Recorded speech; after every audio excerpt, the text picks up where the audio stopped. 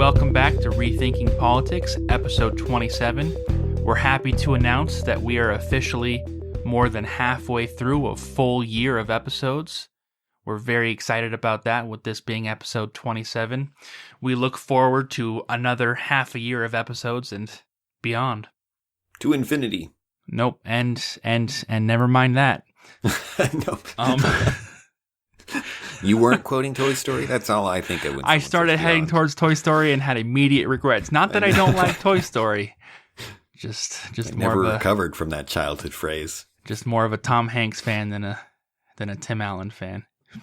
Anyways, now I feel bad for bashing Tim Allen. I love Tim Allen, guys. Tim Allen's great. I never saw Home Improvement, so don't ask me about it. Okay. Last few episodes, we've been talking about the events of the last few weeks. Once again, we're going to talk about that because once again, there's more ramifications that we have yet to discuss that we think are incredibly important. The ramification we want to talk about right now, though, is a little bit longer term, because there have been some short-term effects. We want to talk about the future of the GOP, because that is a long-term effect that is going to have ramifications for years to come, but everyone's so caught up in these short-term effects that we're not really focusing on that aspect of it. You know, we're focusing on a lot of the free speech implications, associated with big tech. We're looking at Biden's executive actions as well as his legislative plans for the new Congress as they use their razor-thin majority to try and get some things done, and to see whether or not they're actually able to get those things done, how many things they're going to get done. Those are all substantial short-term effects. We're also looking towards the midterm election.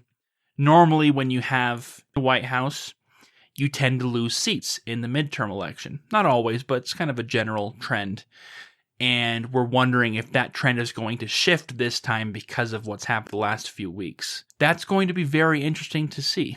So what we're talking about here is the long-term effect of the way power transitioned this election, with the riots, with Trump having a very hard time with the results of the election, with his supporters having a very hard time with it, and with him being banned from Twitter, from Facebook. All of these things have painted a picture that's going to have a long-term effect. The picture they've painted is the Trump supporters and the Trump part of the GOP as being basically a boogeyman. And it provides this common enemy for the left that the left is going to try and rally against in the going years. They're going to try and get as much political capital out of this they possibly can, because who wouldn't? Why wouldn't you want to get the most political capital you can? And that's going to affect the elections, because the GOP has to come back from this, and they're going to have a hard time coming back from this. Yeah, and you can see that Biden is well aware of how to sell the return to normalcy to the highest degree, where they're making announcements about mundane things because it's normal.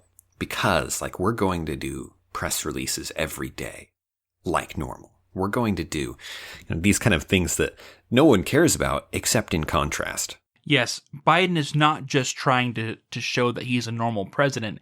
He's also making it very clear to point out that he's a normal president, unlike another president you may know. And that's what the left is doing. Biden's talking about uniting the country. And as he's talking about it, he's kind of trying to jab the right, saying, you guys didn't unite the country, but I will. So there's this common enemy that the left is using for political gain. One of my favorite videos I've seen this week was reporters discussing whether or not in the inauguration speech Biden should say Trump's name, or if they should just acknowledge that there was a thing, but the thing is over, but not say the thing was Trump. And just this is the kind of the kind of posturing that we'll get for a little while here as they try and go forward. But really, in terms of Biden and the left going forward, what they're going to do is similar to what they've done in the past. They're going to try and get as much done, trying to gain as much leverage, as much political capital as they can, but it's not really going to change anything that they're going to do because they're in power. This is their time to get things done. So the question is what's going to happen for the GOP? Because now the GOP is not in power. The GOP is in a tenuous position. How are they going to get out of it? So first, let's explain why the GOP position is tenuous. Because there's a number of reasons. The main reason, though, is that the party is now fractured. The party has fractured into two main camps, and those camps are the Trump faction and the non-Trump faction. So first, what's going to happen to the Trump faction? The Trump faction is more pissed off than ever, and that is only going to marginalize them even more. Because now you've got a group of people who believe that not only was this election fraudulent, but the storming of the Capitol wasn't really by Trump supporters and was a scam by the left. And that's going to push them even farther away, not just from the left, but from the GOP. And there was a large portion of the GOP who, even before the election, was already done with Trump. Right. And so they're going to be looking for Trump 2.0. And if they're really confident, they may try and push for Trump 1.0. But most likely, they're going to be looking for Trump 2.0, a candidate and candidates who exemplify what they believe in. And that means someone who's incredibly anti-establishment and who's very strong and who isn't going to back down and who has really any political beliefs. Those aren't really important. What's important is that they are not part of the establishment. They're not part of the good old boys in the GOP, but are something different, right? Right. And then you've got the non-Trump faction or the anti-Trump faction, depending on how you look at it. And these are the Republicans who had been drifting away from Trump over the last 4 years. And then with the events of the last few weeks are so done with Trump, they can't even express to you how done they are with Trump. These are people who are like, yeah, I wish I had voted for Biden now. Right. Even though they, as you said, most of them probably voted for Trump in the end. They got exactly. in line, but and they're starting to regret that. And so what they're going to want is a candidate for president in 4 years who's as far distant from Trump as they can get. They're going to want someone who's incredibly professional. They're going to want candidates who are more moderate. They don't want any kind of extremism because they're going to have a push against anything that's associated with Donald Trump. They want a normal candidate, and that's what they're going to be pushing for. The problem is that these two factions are not going to get along to the point that they're not going to be able to come together to stand behind either of those candidates. You always see this dynamic to some degree, the outsiders versus the insiders, the political veterans versus the businessmen who are coming in. But it's never been the primary divide. Right? It's never been the thing that mattered the most. It's never been the thing that determined the vote. That was always just an up or a down depending on how they were able to present it. And you can't reconcile these desires. You can't reconcile someone who wants Trump 2.0 and someone who wants not Trump. There's no middle ground there. Yeah. You can't get the professional, experienced, diplomatic politician and the guy who's going to fight and is going to refuse to be politically correct and is going to trash even the GOP if he needs to, even the Republican Party if he needs to, as he tries to get in there. These factions might as well be different parties. Yeah. There's just no middle ground. I mean, just try and imagine for a minute that the candidate that could pull both together, who could please someone who thinks that Trump is the greatest thing that's happened and was robbed and is an outsider, but could also be diplomatic and be a return to normalcy Republican candidate. It's just, this doesn't work. You can't burn it down and maintain it. In 4 years, whichever candidate wins, Trump 2.0 or some mainstream guy, whichever one wins the primary, will not get the support of the other faction. And they may even get lip service. They may get support from the actual candidate. Yeah. But the actual people, those actual bases, the Trump faction and the anti-Trump faction, they're not going to get wholesale support. In elections where 2 or 3% means win or loss, how big these factions are doesn't matter that much in terms of the raw numbers. These factions don't have to be huge to make all the difference in the world in terms of whether Republicans can win the presidency in 4 years. And the answer is if this divide is still there in 4 years, and there's no reason to think it'll disappear, in 4 years, Republicans are going to lose the election. And that's going to be exacerbated by the fact that Biden is a very lukewarm Democrat. He is not a hardcore Democrat. And so it's going to be hard to unite those factions against a lukewarm opponent, because the fact that he's lukewarm is actually going to make, he's not a good boogeyman. He's not a good enemy. He's not. Because you'll look back at those 4 years, and unless he's incredibly successful, most likely the changes he's going to make are not going to be extreme. You know, a lot of people are freaking out about gun control. Yes, if Biden went out and banned, most assault weapons and passed, slew of anti-gun legislation, that would probably be something the GOP could rally behind. Yeah, the Second Amendment. But I just don't think Biden's going to pull that off because he is lukewarm. He just isn't passionate about these liberal ideals. Yeah, and his majority is just so thin in Congress. Exactly. And so he's going to be lukewarm. He's going to focus on COVID for the first couple of years of his presidency. That's going to be his focus. That's not going to be something that's going to rally Republicans against him, because the Republicans want COVID to end too. Things like stimulus are also incredibly hard to rally against because it's free money. And then 4 years from now, you're going to have this candidate who really isn't that bad, in terms of what Republicans hate. And then you're going to have two factions who can't agree, who won't stand behind each other, and they're just not going to get the votes. Right. No common enemy, no common cause. And the Democrats will win the White House. There's always the possibility that the Democratic Congress manages to pass something that really pushes Republicans together. They can say, we have our differences, but I will vote for whoever is selected in the primary, and we'll fight this. There's also the possibility that you get some kind of external threat, a serious threat from Russia or the Middle East or from China or from North Korea or wherever you could find something and make a credible case that it's a threat. If there's a security issue, Republicans always do better. They always do better because that's one of their babies. They always do better in the polls. They always do better in the elections. They could unite behind that. But where is that on the horizon? I'm not seeing it. I am not.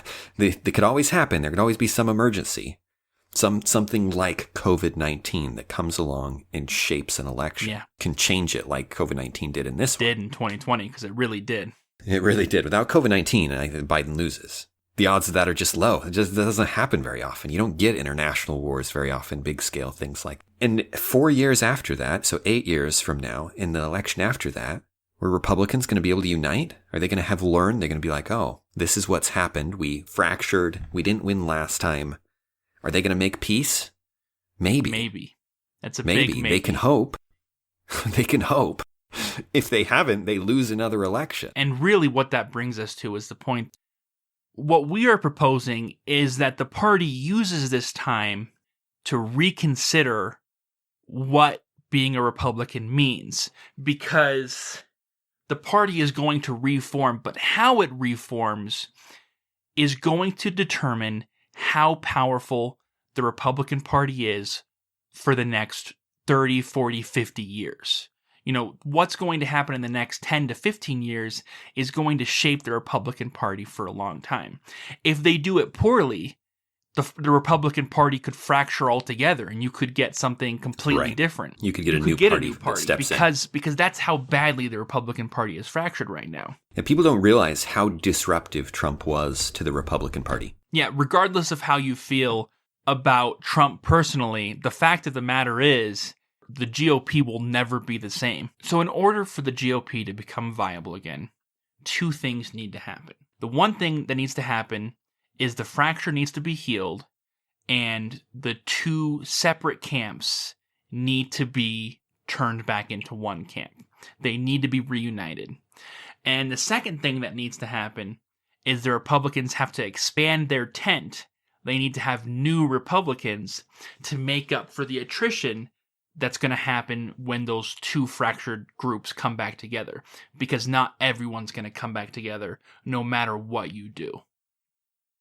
And so unless you do something to change what it means to be a Republican, the Republican Party will be significantly smaller than it used to be. And by definition, that party is simply not going to win. So how does that happen? What does that look like? Well, the first thing that has to happen is there has to be a bit of an image change in order to reunite the party. You need to have candidates who appeal to both sides, and those candidates are going to have to be an interesting breed. They're going to have to be candidates who are not anti-establishment, but who are instead candidates who are running on issues, who are transparent and sincere in a way that appeals to the pro-Trump faction while still being diplomatic, professional, which will appeal to the non-Trump faction. The other thing the GOP needs to do is not move towards the middle like the non-GOP faction wants to do, but rather move towards clear principles and policies.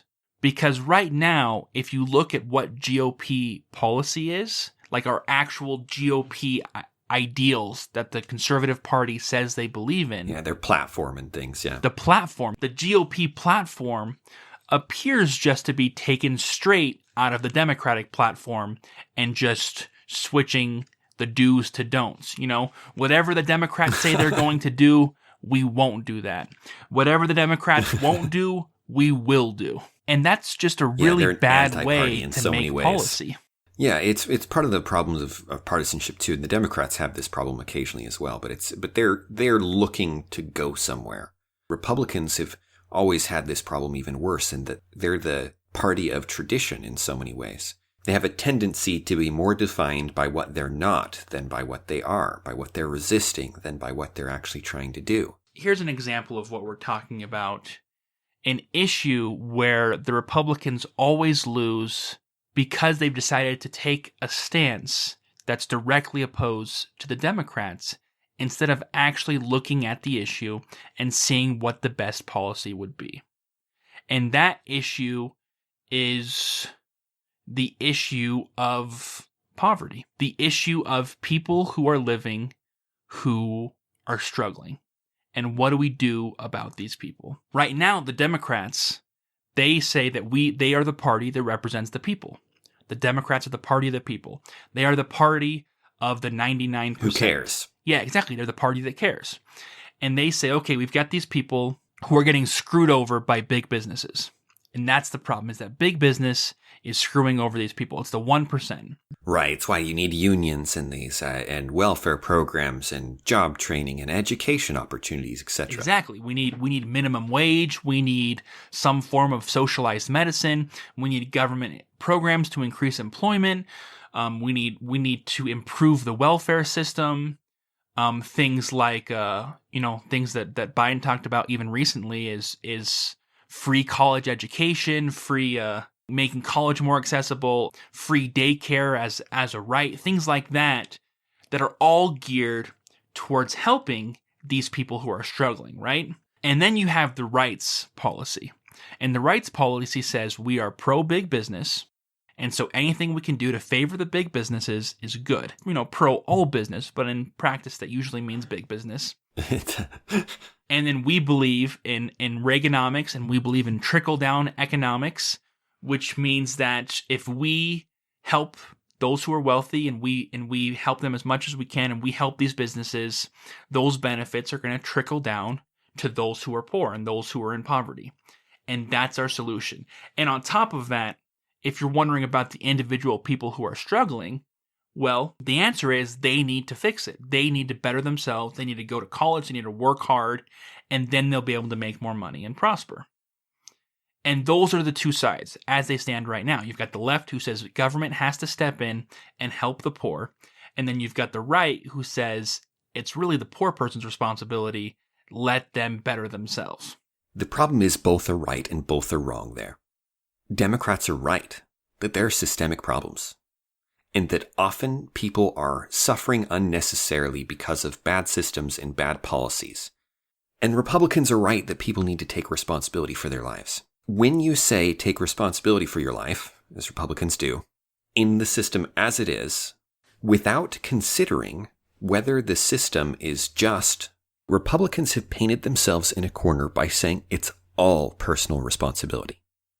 You don't have to say it's all personal responsibility. You could say they need to take personal responsibility, but we should also consider whether the systems, so that the policies and laws around these issues are just, and whether or not we are giving unfair advantages to those in power, the corporations and their teams of lobbyists and lawyers.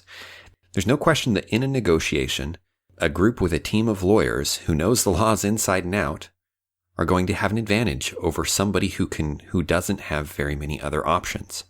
And Republicans need to start taking that aspect into consideration, not give up the claim that personal responsibility and individual choice is ultimately the right way to view the world, but they can add to that a more nuanced approach to the plight of people in these bad situations and say, where is the system wrong? Where can we improve it?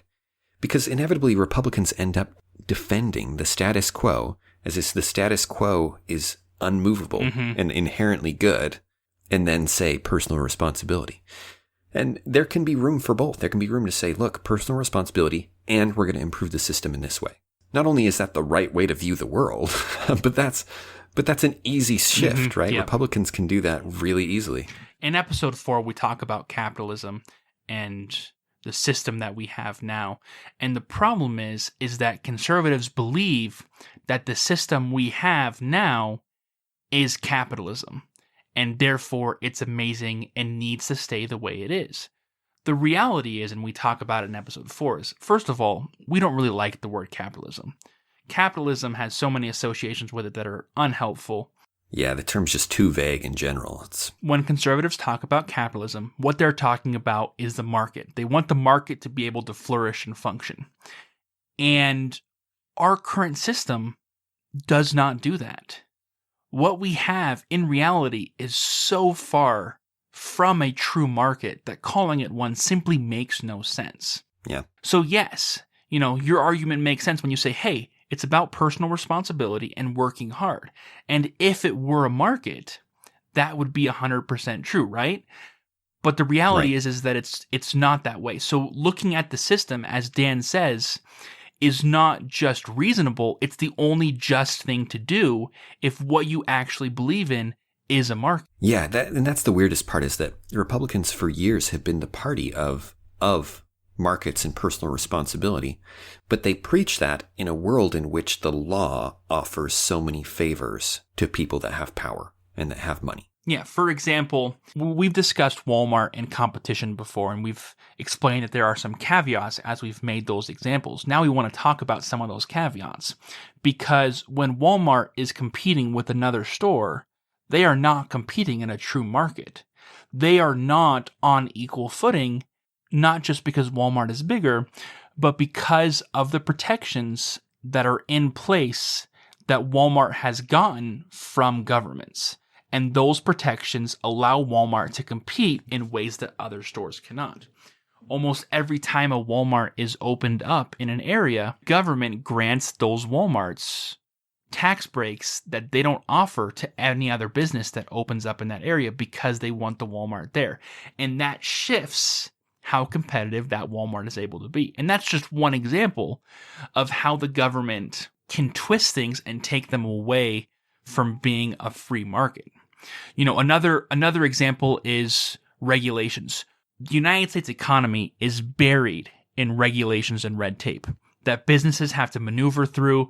There's so many different things you can do wrong that get you in trouble, and so many things that you have to do before you can actually operate your business, and things you have to do while you're operating your business. And all of these things make it incredibly difficult to operate a business.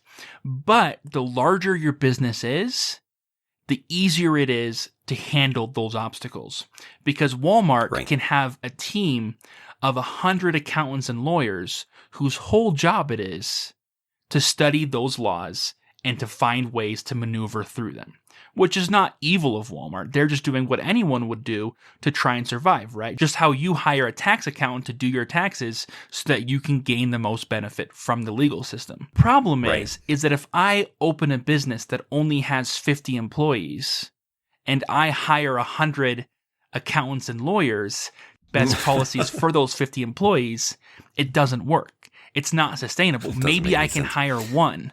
Maybe I can't hire any. And so how am I going to compete with Walmart in this world of regulation? And it's not because Walmart's evil.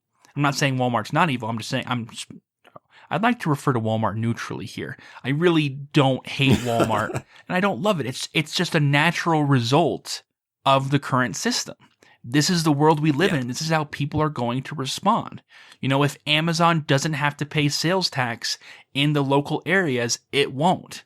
If you force them to, they will. It's just a natural result of how things are set up that they're going to try and get as much as they can. Right. It's a predictable effect of complexity. That you increase the complexity, and the people that are more capable of navigating complexity, whether it be because they have more resources or because they're more intelligent, are going to benefit from that complexity. And which is why, like, if you have a 70,000 page tax code like we do, you've automatically created a game where people with more resources win more because they can afford the cost of navigating the complexity in ways that the people relatively poor cannot. Let me give you one more example to illustrate the point that I'm making. Back in the early 1900s, in the heyday of Ellis Island as a source of immigration, as these European immigrants were coming to New York City and other places, but let's talk about New York for now, these immigrants would come to New York with almost no resources, but a surprising amount of skills, right? They would be coming, and they had been, whatever profession they were in, they had been doing it for years where they lived in Europe. And so they come to New York, the land of opportunity here in America, and they open up small businesses, pursuing whatever they were doing back in Europe and doing it incredibly well. And of course, it's difficult, and there's all these complications to actually owning your own business. But what there wasn't was the huge amounts of red tape that exists now. And what that allowed them to do is it allowed an individual to operate a business out of their apartment, which, by the way, in most cities is illegal now. You're not allowed to do that. Yeah, you couldn't even dream of doing that without getting fined in New York. Yeah, exactly. And to run their business, they're not offering, they're often actually having their kids work for them, which is illegal now. And they're selling their products to people without any kind of FDA inspection or, depending on the field, any other licensing, regulation, any of that. And they're able to compete with all these big businesses and soon outpace them. And many of those immigrant-started businesses are around today. But those businesses can't start right now. There's no place for that. If you're an immigrant who comes to the United States, your option is to find a business that already employs people who have your skill set and work for them. And so doesn't that give that business not a full monopoly, but definitely some form of monopoly over other businesses because of the barrier to entry, because it's harder to enter that field. Therefore, anyone who's already in that field has an advantage. Yeah, in our secession discussion last week, we addressed this. If you could leave at any moment and start your own competing business, and it were virtually effortless, right? Obviously, running a business is difficult in itself, but to start it were easy. Think about what that would mean in negotiating with your employer. If at any moment you and 5 other people from your business could walk out and start doing your own thing easily, that makes all the difference in the world. As it is, you cannot, in most cities, not only is it not easy, it's extremely hard, and it's years of work to even begin that process because of red tape. That changes those negotiations. You have to learn to work within this game. Doing your own thing is not a realistic option. Yeah. Another area that hits hard is licensing. In order to practice in most fields, you have to have a license to practice it. And everyone's accepted that as kind of a reality. But the fact is that a license is a government-granted monopoly, saying that only people who have this license are allowed to practice. And once again, that stops entrepreneurs from pursuing other options. And of course, people are, they automatically jump to, to full medical doctors. Do you want a full medical doctor to... Do you want your surgeon to just have walked in off the street? But licensing is so much more than that. In order to braid hair in Utah for the longest time, you had to have a license if you were doing it for money. And so you had people who were doing these complex braids that people regularly want and need, who wanted to practice out of their own home, and it was illegal and they were getting shut down, which forces them to go get a minimum wage job at Walmart because all their other options are being cut out. Yeah, it's silly. They have the skills. They have people who want to pay them to use those skills. It'd make both of their lives better. And they can't do it because they didn't go to $10,000 worth of haircutting school to get the government monopoly, even though they have the skills without going to the school, right? It's a silly game where you're sending them through these loopholes. Yeah. There's actually a new bill on that subject. Did you hear about that? No, tell me about it. In Utah, they're trying to free more of the hairdressing professions. Yeah, so you can do more of it without actually having gone through a formal school. And who, of course, is fighting that? Well, the schools are. The schools are fighting. They're saying this is absolutely essential that they get this training. Otherwise, you're going to run around with a bunch of people on your hair on fire or something like that. People think that licensure is a necessary aspect. Well, one of the ironies is that Democrats are always pointing to how they want our economy to be more like the Europeans, more like Sweden and Denmark and these democratic socialist countries. If we want to take their licensure policies, I'm all for that. They don't have this nonsense. It's way easier to start businesses. Places like Canada, people are like, oh, we want their universal health care. How about we take their license? They don't have the madness that we have. There are a lot of places that are way better in many of these economic ways than we are, that people think are straight socialist. It's kind of ironic that if you start to look at this issue internationally, we seem primitive. We seem silly because we're in an extreme on this, on licensing. I feel silly when I think about it. Well, we should. When you get down to it, it's in so many levels, it's absurd. And by the way, when I'm talking about the hairdressing, that's a very real issue in Utah that is very much alive and being debated. And I know someone personally who was, running an illegal business in their home, and she was doing people's hair. Like that's the world we live in, where that person is a criminal, is running an illegal organization just like your local drug dealer. You know what I mean? Yeah. And licensure, we'll address licensure at length one of these days and give you more details. And the reason we're talking about all of this is because the GOP can use this to come out as the party who truly does care about those who are in poverty and propose real and meaningful changes that can be made to the current system to try and free up those people in poverty and give them as many opportunities as possible. Yeah, there are way too many immigrants who have skills that they're not using because of licensing problems, because they couldn't get a job at the local business because they're illegal immigrants or something like that, who things like changing licensure would help. It would move us more towards a market, which Republicans claim to want. It's always been one of their principles. It would almost exclusively benefit the poor. And so that's something where as you make these changes, you're going to do a couple of things. You're going to, number one, have clear issues that the Republican Party can get behind that aren't about Trump or anti-Trump. And what they're going to do is they're going to widen the Republican tent immensely, because you're going to have a whole group of people who are going to feel like they're actually being listened to by the Republican Party. The Republican Party takes a lot of arbitrary stands that alienate a lot of people who they don't need to alienate. There's no reason for it. The Republican tent can be a lot wider than it currently is. There's no reason to just systematically oppose every Democratic issue. Right, and to protect the things the Democrats are attacking as if those things are sacred.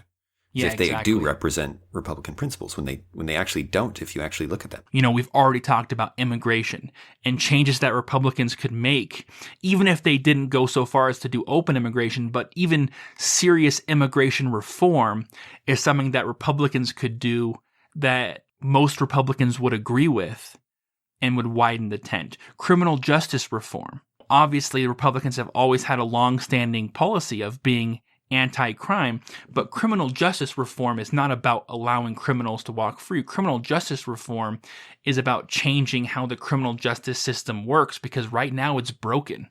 And anyone who looks at it can tell you that it's broken.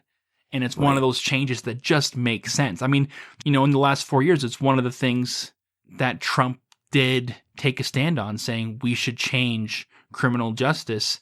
And the Republican Party wasn't like, oh, that's insane, because it's really not.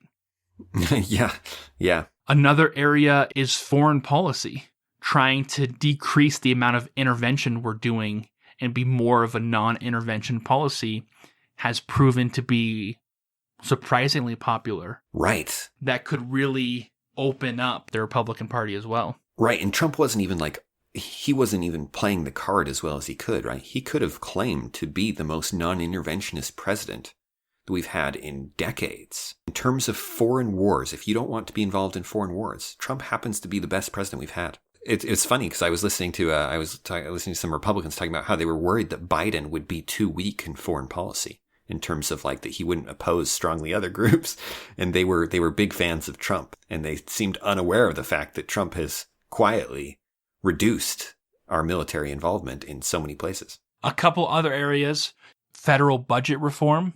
It's something that both parties say they want, but have been pushing off for a long time. And as the budget gets more and more out of control, it's something that people are going to want more and more to rein this in before the whole house of cards comes collapsing down. We already talked about market reforms. Actually making it a true market is something that a lot of people are going to get behind, especially when you focus on your branding and messaging. Explaining to people the benefits and why the Republican Party is doing these things. For so long, the Democrats have been the party that cares, and the Republicans have been the party that says, take care of it yourself. That doesn't need to be the branding and messaging of the Republican Party. There's no need for it. Right. You can say, let us help you take care of the problem by removing all these things that are in your way, by reducing the power of the major businesses and players. These are things that are right in line with Republican principles that would benefit the poor more than any other group. And yet Republicans have never been able to play this card. They've never been able to, they've never pushed that direction. They should. The other issue, we think that most Republicans, if not Republican leaders, but almost all Republicans get behind, is the idea of federalism. Stop having the federal government decide each and every issue and bring it back to the states. That's an idea that Republicans can get behind, and if messaged properly, a lot more than just the current Republicans can get behind, and could be an incredibly effective tool that the Republicans use. As we said, some political losses are inevitable, I think, for the Republican Party. I don't think they get to have this, they don't get to split this way and then also and somehow peacefully, magically get back together. Yeah, There's things are going to be rough done for a little bit. Yeah. And so we want to talk about how you actually get from where we are now, this fractured split party that doesn't talk about issues. They talk about personalities and styles and flavors of rhetoric, and get from there to a party that's actually talking about issues, that has a few principles that they are willing to defend on every front, and that can message those principles in a way that shows how they're going to help the people that the Republicans could bring into the tent. That's no simple feat. At that point, we're talking, practical messaging and political tactics. I think these issues are compelling and could be compelling if people understood them and could discuss them. And that would be the first step. Right now, in most conversations that people are having on an individual basis, the conversation is about the rhetoric, is about names, it's about Trump and not Trump, and it's not about the issues. Yeah. Republicans should be talking about the fact that Joe Biden, in his first day in office, is passing executive orders and is working towards immigration reform. And as Republicans, we should be like, yeah, that's about time that there's some immigration reform, because how the current system is set up is whack. Wait a second. Why aren't our candidates proposing immigration reform? Why aren't our candidates doing something about how messed up the current system is and start pushing for that instead of getting caught up in the meaningless rhetoric? Yeah, and for a detailed discussion of that, please see our immigration episode. There's so many things about it that are crazy. And we can do that. We can change the conversations. And as we change the conversations, the place to focus your attention on for the next 4 to 8 years, if you're a Republican, is not what is Joe Biden doing. Please do not spend all your time there. Unfortunately, that is where most national Republican news is going to look. And that's where they're going to try and draw unity for the Republican Party from. They're going to try and paint a common enemy in Joe Biden as this super evil dictator imposing on them. You want to spend your time in a valuable way instead of just being frustrated? Start looking at local elections, state and local elections. The people that are elected there are going to be the next generation of people at the U.S. Capitol. You're going to build the party from that level. The GOP is going to be shaped by those local and state elections. Your state congressional makeup is going to be the next national congressional makeup of the GOP. And that national congressional makeup is going to be what shapes the party going forward. And so those candidates, especially looking at primaries, don't just look at the actual elections where it's a Republican versus the Democrat, because by that point, the decision for where the Republican Party is going has already been made. Look at the Republican primaries where you have 4 or 5 Republican candidates and find the one who's not talking about the rhetoric, especially in those local elections, because you can actually talk to those candidates and those candidates will listen to you. And you can go up to those candidates and say, hey, how do you feel about immigration reform?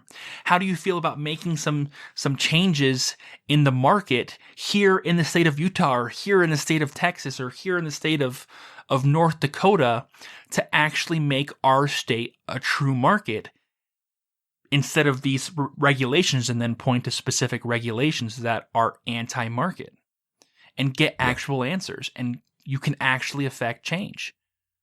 Yeah, you can do what we're proposing needs to be done at the national level on the local level, and that is what will do it at the national level in the long run. And that's the game you need to be playing. It's so easy to get caught up in the short run of what's the next big political news cycle, right? Which is why we've taken a step back here. We could be telling you about Biden's 17 executive orders, or however many there were. It'd be a waste of your time in almost every case. Look bigger. Start setting the conversation yourself. Start getting involved in places where you can make a difference. Start considering how the Republican Party can better live its principles. If you're a Republican and you like the principles, understand them better. Look into them. See how this works. Consider not just what the Democrats are doing, but how you can apply those principles to improve things. And these are all issues, the ones we mentioned are issues we think that's not just possible, but easy, relatively clear if you consider them. There are some issues here that if a candidate who was intelligent, well-spoken, and at least a little bit charismatic took those issues and ran with them, they would get the most amazing groundswell support you've ever seen, because so many people agree with them. Right, and Republicans would finally start drawing the racial minorities that they should. There are so many minorities who are convinced Republicans don't care about them because they're never looking at the system that's harming them. That's what will change the GOP, is those small changes. There is no big magic wand that you can wave to put this thing back together, to make this party better. It has to happen over time, and it's going to happen on the local and state levels, whether or not you get involved. That's where it's going to happen. So the question is it going to happen like this, like we're proposing, and we get a new and better GOP, or is it going to happen and have a new and worse GOP, or a GOP that fractures and is ineffective for the next 20 years? Because those are your alternatives, and no one wants that. Well, except for Right. the liberals, but Well, when even they shouldn't want it, right? What you really want in the United States, if you're liberal and you're listening to this, what you really need is a competent, clear Republican Party that opposes you and can help show you what you're not looking at, that can help you understand your own ideas better. You benefit from good opposition, and the United States benefits from two parties that can function. Ideally more, in my opinion, but at least, you want opposition to the ideas so that you can learn. This benefits everybody in the long run to have a better conversation. yeah, and that's an excellent point, Dan, because as you have a GOP that is appealing to more people and doing things that are actually going to benefit more people, even if you're not a member of the Republican Party, it's going to be hard to say no to that because who doesn't want things to be better for most people? As both parties seek to be based on principles and are acting to widen their tent, I think that's only going to be beneficial, and it's also going to help bridge the divide between the Republican and Democratic parties so that going forward they are able to have reasonable discussions about issues and not get caught up in rhetoric, name-calling, and finding enemies to rally against. With that, thank you for listening. This has been episode 27 of Rethinking Politics. We'll be posting an episode every week. If you want more information, you can find us on Facebook, Instagram, Twitter. We've also got our podcast on almost every single major podcast app. You can find us on our website at rethinkingpolitics.podbean.com. And there you've got a link to our Patreon account where you can support us. If you have any questions, you're welcome to message us on any of those apps, or you can reach out to us at rethinkingpoliticspodcast@gmail.com. Thank you again for listening, and we'll see you next week.